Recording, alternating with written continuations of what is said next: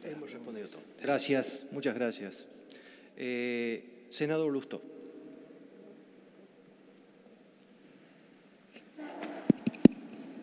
Bueno, muchas gracias. Muy buenas noches a todos los funcionarios presentes. La verdad que es una buena noticia poder interactuar. Creo que si fuera más asiduo podríamos resolver más cosas y no estaríamos tanto tiempo con algunas. Si hiciéramos un trabajo acumulativo probablemente encontraríamos mejores soluciones a muchos de los problemas que tenemos. Quiero además repudiar las agresiones que sufrió la persona de la vicepresidenta, ¿sí?, por su integridad física, tanto como el resto de los legisladores que estaban con ella, la agresión a su investidura, pero también la agresión a este cuerpo, a todo el Congreso y, por supuesto, a quienes no nombramos, que son los policías que recibieron bombas Molotov y que sufrieron heridas de consideración. Creo que el ministro destacaba algo muy importante, que es el trabajo colectivo que se hizo en diputados, un trabajo entre las distintas fuerzas para poder resolver un problema mayúsculo. Recién el presidente del Banco Central hablaba de precipicio al que nos enfrentábamos. Entonces creo que eso es muy valorable y creo que si abordáramos de la misma manera muchas de las cosas que tenemos pendientes también encontraríamos mejores soluciones. Ya pasó antes ese amague, ¿no? Pasó en plena pandemia, cuando parecía que se podía trabajar juntos y de un día para el otro a la Ciudad de Buenos Aires le sacaron la plata. Digo esto porque mientras hablamos de trabajar en conjunto, otra vez se mencionan cosas que me gustaría entender un poquito mejor. Primero quiero aclarar, cuando se habla del boleto de colectivo en distintos lugares del país, los que creemos en el federalismo creemos que el boleto tiene que valer lo mismo en distintos lugares del país. Lo que pasa es que el que regula el precio del boleto en el AMBA es el gobierno nacional. Y cuando llegó no había subsidios y atrasó el boleto de colectivo 60%. El gobierno nacional, no el gobierno de la Ciudad de Buenos Aires. Entonces, tratar de tirárselo por la cabeza de un momento a otro a la Ciudad de Buenos Aires y hacer diferencia con el conurbano no parece una manera de tratar de trabajar en conjunto. De la misma manera que la suba de las valuaciones, está claro, desde el año 2018 estamos trabajando en hacer una reevaluación de los inmuebles. Bienvenido sea, se arrancó por la Ciudad de Buenos Aires. Esperemos que el trabajo de la OFEBI no dure más de 2 años, 3 años, 4 años, porque si no, el único ajuste en las valuaciones es el de la Ciudad de Buenos Aires, que hizo el propio, es decir, que hizo la tarea bien. Lo mismo el ministro recién mencionaba de quién es la responsabilidad de las tarifas en el ámbito metropolitano, la Ciudad de Buenos Aires. Entonces, es responsabilidad del gobierno nacional, porque si no repetimos lo del federalismo, pero no nos hacemos cargo de por qué el federalismo está tan mal.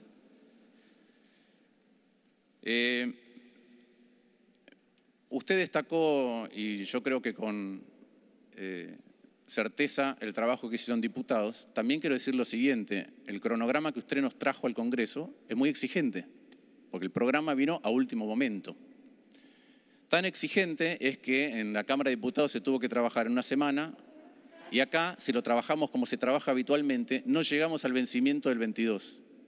Si trabajamos como se trabaja habitualmente, que es esperando una semana desde el dictamen de comisión al recinto, de acuerdo a los días que nosotros normalmente sesionamos, sería el 23 o el 24. Entonces se nos está exigiendo un cronograma muy intenso que obviamente sería mucho, creo que hubiera funcionado mucho mejor si estas discusiones se daban antes. Entonces la primera pregunta que le quiero hacer tiene que ver con, tanto a usted como al presidente del Banco Central, que describan lo más crudamente, y no solamente para nosotros, que se supone que entendemos, sino para el público en general, qué es lo que pasaría si no se cumple con el vencimiento del 22 y qué es lo que pasaría si Argentina cayera en default con el Fondo Monetario. Digo esto porque me parece importante que todos entendamos cuáles son las consecuencias.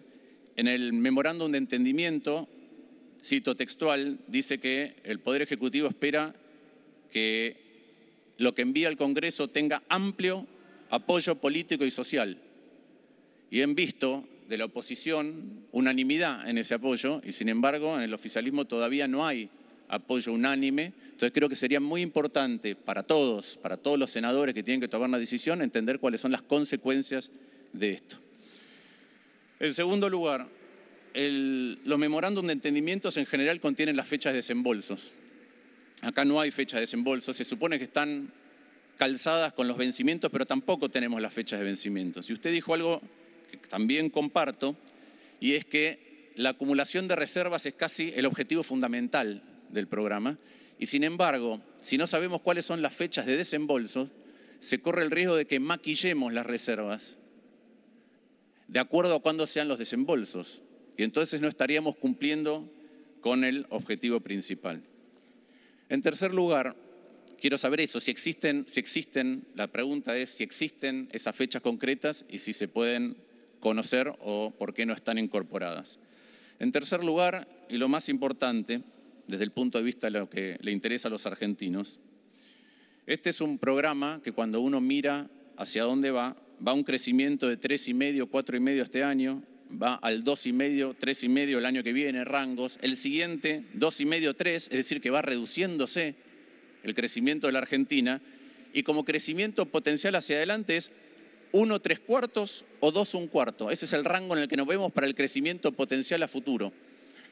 Que ya de por sí ese crecimiento tan bajo como meta de producto potencial o de crecimiento del producto potencial indica que es muy difícil, casi en vista de la elasticidad, empleo del PBI, incorporar inclusive a los nuevos al mercado laboral.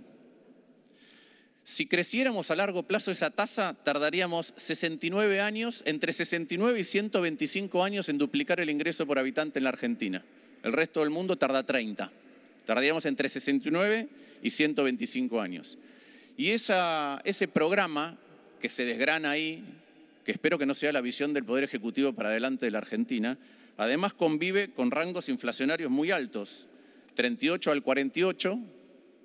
Creo que cuando conozcamos el dato del IPC de marzo vamos a tener muchas dudas sobre si ese rango es alcanzable o no. Y a partir de ahí una reducción de 5 puntos por año. Entonces, ¿qué es lo que tenemos? Crecimiento muy bajo con inflación muy alta. Cada vez que eso ocurre, cada vez que la inflación supera el aumento del poder adquisitivo en un punto, cada vez que perdemos un punto de poder adquisitivo hay 230.000 pobres nuevos. Vuelvo al punto inicial. Qué suerte que señalan la indigencia en la ciudad, qué suerte que señalan también la gente sin casa en la ciudad, los que están en situación de calle. Existen en todos lados del país. Qué suerte que nos lo señalan nosotros para que podamos trabajar más sobre eso, pero o no tienen las estadísticas del resto del país o las omiten. Entonces, ese es el futuro que se nos está planteando. Y por eso digo que sería muy bienvenido que discutamos mucho más en profundidad hacia dónde queremos caminar como país. Viendo que se crece poco, voy a entrar en otro tema que es el de la sustentabilidad fiscal. No solamente se crece poco, sino que cuando tratamos de salir, cuando se habla de mayor financiamiento en moneda local en los mercados de crédito locales, estamos hablando en una enorme magnitud de tratar de sacar inversores o bancos que tienen LELIQ a invertir en bonos del Tesoro. Las LELIQ son de muy corto plazo.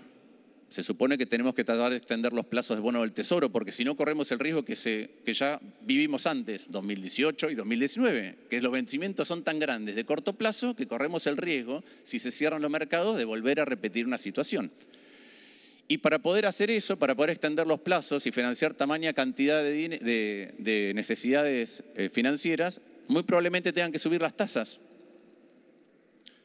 Entonces, lo que vamos a tener es un aumento muy significativo del endeudamiento con una suba de tasas. Entonces, la pregunta es, si el programa de crecimiento es este que acabo de describir y el programa de financiamiento es el que acabo de describir, la tercera pregunta es si el Ministerio de Economía hizo algún análisis de sustentabilidad de la deuda en el marco metodológico del Fondo Monetario Internacional y qué es lo que está dando eso. En cuarto lugar, ya hemos escuchado muchas veces a usted, ministro, describir la reestructuración de la deuda como exitosa. Y yo creo que las reestructuraciones de deuda tienen dos condimentos para evaluar su éxito. Uno es cuánto alivio hay, y es cierto que el alivio fue muy significativo, pero la otra es si volvemos a tener acceso a los mercados de crédito. Cuando usted estaba discutiendo con los tenedores de deuda privado, hablaba de una tasa de salida de entre 6 y 8. Los tenedores hablaban de más arriba. Cuando se terminó la reestructuración de la deuda, la tasa de los bonos argentinos era de 12. Hoy es de más de 20. De hecho, el AL30 debe rendir hoy 25%. Entonces la pregunta es, cuando se alcance este acuerdo con el Fondo Monetario que implica que podemos refinanciar deuda, ¿a dónde estima usted que va a estar la tasa de salida? ¿Y en qué plazo? ¿Por qué? Porque si no recuperamos acceso a los mercados de deuda, nunca nos vamos a librar del Fondo Monetario. Salvo que sea a fuerza de mucho superávit durante mucho tiempo acumulado. Voy a algunos temas que se tocaron, pero me gustaría ver si hay otra respuesta. En el memorándum, el precio ponderado real de la energía es constante en términos reales en el año 2022. Ponderado por todo tipo de fuente de energía, todo tipo de usuario de la energía. Ahora, cuando vemos el precio del gas natural licuado, ya vemos un incremento muy significativo, que si unas estimaciones, no con el precio, con esta volatilidad enorme y el precio más alto, son alrededor de 4.000 millones de dólares. Y eso es solo una fuente de energía, que como usted dijo, es producto de no tener el gasoducto. Porque en el pico no podemos transportar y entonces tenemos que importar. Pero digo, eso es una sola fuente. La pregunta es cómo vamos a lograr el ahorro comprometido de 0,6. Y la respuesta no puede ser, no lo sabemos por las contingencias, porque en todo caso tendríamos que tener una tabla de contingencias. Si el precio promedio de la energía, el costo promedio es este, vamos a hacer estas cosas. Si es este otro, vamos a hacer estas cosas. Si es este otro, vamos a hacer estas cosas. Porque si no, corremos el riesgo de que si eso no se puede prever y saber hacia dónde caminamos, que el ajuste sea de otro tipo. Hay una reforma del impuesto a los combustibles, quería saber si hay una estimación de la recaudación y también del impacto que va a tener en los precios. Hay unos proyectos que se mencionan en el memorándum, el de electromovilidad, el del Plan de Desarrollo Productivo Verde. Queremos saber si tienen estimado cuál es el costo de eso. ¿Por qué? ¿Por qué esto? Porque en la medida en que no sepamos hacia dónde vamos a caminar, si la situación no es la que prevemos, corremos el riesgo de que el ajuste lo haga la inflación. Y por eso es que varios de mis compañeros en el interbloque mencionaron otros rubros que se podrían ajustar. Voy a discrepar con el ministro de Trabajo. Mis números dan que el promedio de las remuneraciones del sistema de jubilaciones y pensiones creció 37,9% este año y la inflación fue 48,4%. Entonces, ya hay en curso en un montón de rubros, ¿sí?, un ajuste vía el impuesto inflacionario, un ajuste producto de que se pierde el poder adquisitivo de los gastos que vamos haciendo. Nosotros mencionamos algunas cosas. Hablamos de déficit de empresas públicas. La verdad que el sector privado hizo un esfuerzo gigantesco, ¿sí?, desde la crisis del 2018, 2019, con la pandemia y con este gobierno. Enorme. La pregunta es si los ciudadanos no están en derecho de exigirle a las empresas públicas que hagan un esfuerzo similar. El déficit de empresas públicas es 0,9 puntos del PBI. Es 26 veces el incremento que usted preveía en el presupuesto del año 2022 de ciencia y tecnología. 9 veces el incremento en salud y 9 veces el incremento en educación. Y a nosotros nos parece que cuando no discutimos cómo reimaginar el Estado y las cosas las hace la inflación, caemos en el peor de los mundos posibles. Es el ajuste más cobarde que uno puede imaginar. Creemos que hay un sendero distinto, pero para que exista ese sendero distinto tenemos que hacer mucho más de estos encuentros, muchas más discusiones profundas, porque si no, es muy difícil que el Estado que pretendemos siente las bases para el crecimiento que necesitamos. Un Estado moderno e igualitario para un crecimiento que sea intenso e inclusivo. Y si no hacemos esa tarea, si no explicitamos cómo van a ser las cosas en distintas contingencias, repito, corremos el riesgo de que este ajuste sea de la peor manera posible. Y por último, ministro, usted está comprometido para el 15 de abril la readecuación del presupuesto, pero dadas todas estas cuestiones, entre ellas las contingencias, las distintas reacciones, etcétera, queremos saber si esa readecuación del presupuesto se va a mandar al Congreso Nacional. Muchas gracias. Gracias.